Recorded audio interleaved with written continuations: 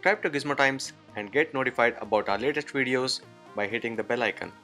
Hey guys, this is Chetan for Gizmo Times and this is the LG G7 ThinQ, and this is surprisingly priced at Rs 39,990, and surprising because LG has been pricing its devices a bit higher than what they would usually have to be, and this comes at 40,000 with the Snapdragon 845 and in contention against the OnePlus 6 and the Vivo Nex, because the OnePlus 6 starts from 35,000 and the Vivo Nex is priced at Rs 45,000. Price here, MRP is given at 55,000, and so this is so aggressive pricing from LG on their part, having brought this down to 39,990 at the launch. And this comes with the 6.1 inch Full HD Plus display, 19.5:9 resolution display, and there's 1000 nits of brightness, and the Corning Gorilla Glass 5 protection on the top. There's also HDR10 and the Dolby Vision. Even for the internals, there's 6GB of RAM, 128GB storage, and the SD card expansion possible for up to 400GB.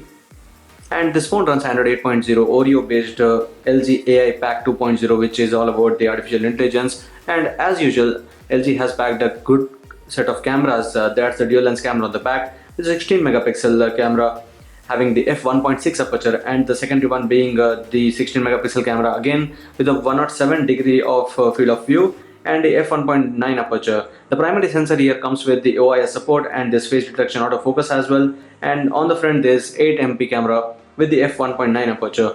And for the battery, this comes with a 3000 mAh battery, and there's that extra button, that is the AI button that might open Google Assistant, but let's check it out what it has. And even for the physical aspect, this comes with the IP68 certification, and not just that, it also has the MIL STD 810G. That's the military standard for the resistance against different weather conditions. So this is the box package of the LG G7 ThinQ, G7 Plus ThinQ, because that is the branding that the phone comes with in India. Otherwise it's the same G7 ThinQ that was present in the other markets including the US. Firstly, this is the clean cloth or the branding cloth as well from LG, and this is that smartphone that comes with this super bright display, that's 1000 nits display, AI camera, the AI cam application, boombox speaker, and the Google Assistant key. So that extra key on the left is what would help in starting up the Google Assistant.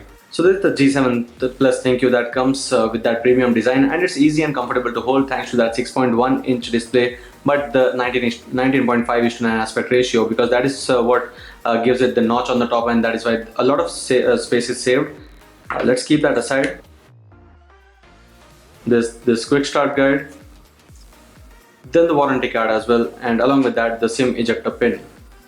This is the USB Type-C cable, and LG has been using the Type-C connectivity on its flagships since quite some time. And this is the travel adapter that comes with the 5V 1.8A or the 9V 1.8A. So there's fast charging support on this, and that's the quick charge 3.0 support that is given on the LG G7 Plus ThinQ. And the final accessory is this good looking set of earphones, and these do seem quite good at the quality of the material that is used here, but then the quality should also be good with the audio, because we do trust LG on their audio department, and that's always evident with the other smartphones as well, and that is what it might be on the G7 Plus ThinQ as well. So this is the smartphone starting up, and on the back is this dual lens camera combination where there's a 16 plus 16 megapixel cameras, one having an f1.6 aperture and one having an f1.9 aperture. This face detection autofocus, and also the LED flash. The fingerprint sensor or also the power button rests just below it. It's not the power button now, because earlier it was, but now the power button rests on the side, that's on the right side. On the left are the volume rocker buttons, and also that dedicated AI key or the Google Assistant key that will start a Google Assistant whenever you press on that.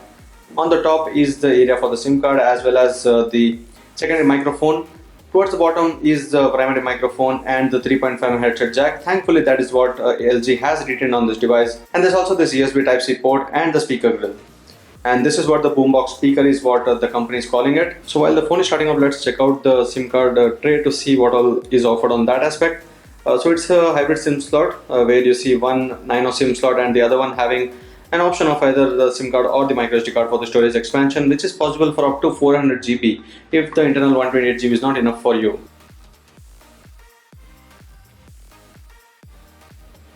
You can choose to have the notch or remove it from here itself.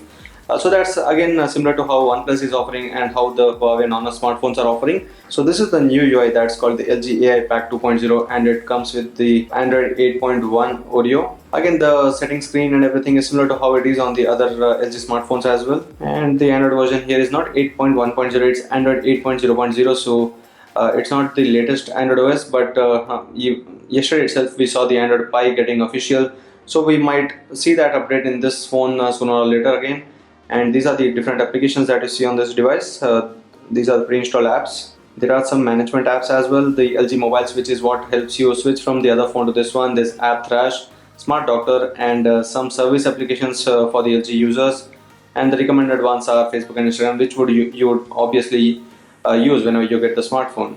So this is the camera application. Again, you get to choose the photo size here, that's 4:3 or 18.9:9 to fit the screen. Usually what I would choose is either 4:3, or if there's an availability of 16:9, that is what I would take, because at least that way you get the photos that you can view on larger screens. So this is fit to screen for this smartphone, but it doesn't have those photos. You can't use those photos properly on the other smartphones or on the larger screen like TVs.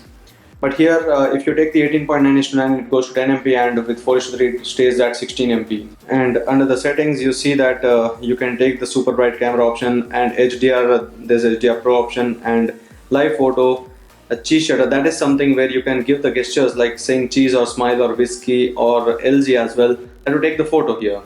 And under the more options, you see the manual mode. Manual mode allows you to do a lot, and that has been one very good thing about the LG smartphones, where you can do a lot of things with the photography or the camera application. That's the AI camera app here. And you can change a lot of settings under the manual mode. And on the right, what you see is this option for either the wide angle or the regular camera. So this is the wide angle shot and this is the regular one. We anyway obviously have a few camera samples for you to understand what the difference is.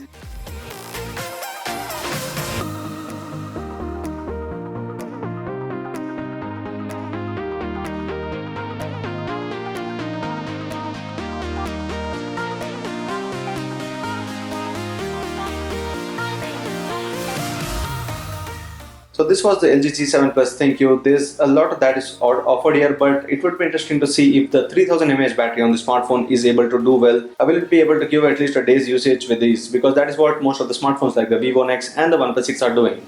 So this was the LG G7 Plus ThinQ. Stay tuned for the review and also the gaming review of the smartphone. And if you like, do share and subscribe to Gizmo for more. Thank you for watching and see you in our next video.